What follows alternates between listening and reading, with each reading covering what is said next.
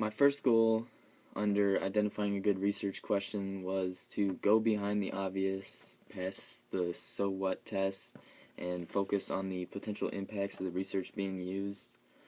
And coming into this research project, I had already figured out that I wanted to use torture as my issue, but that's all I knew. I didn't know what specific question I was looking into or what the sides were on the issue and what the potential impacts of the research would be.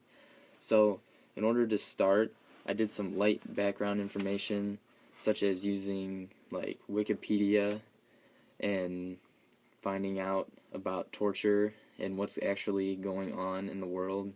And I found that generally people find that torture is either a positive thing to use or a negative thing to use.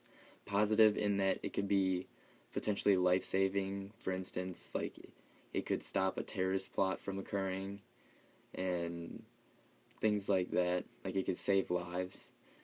And or the negatives of torture, which is to begin with torturing a person, a live human being, also torturing innocent victims who didn't actually or aren't actually part of something sinister such as a terrorist plot.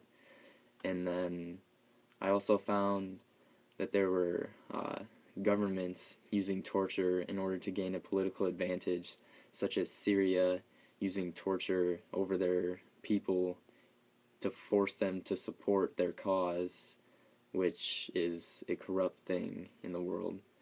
So through this research, I was able to find a research question of basically, is torture an accepted practice and a good thing for the world today? And I decided that no, it is not, because the negatives outweigh the positives in this case, of which I have mentioned. So in the end, through using some background research coming in before I do any heavy research, I thought it was definitely helpful, and it was able to help me narrow down my research question and help me decide what perspective I was going to use for my paper as well.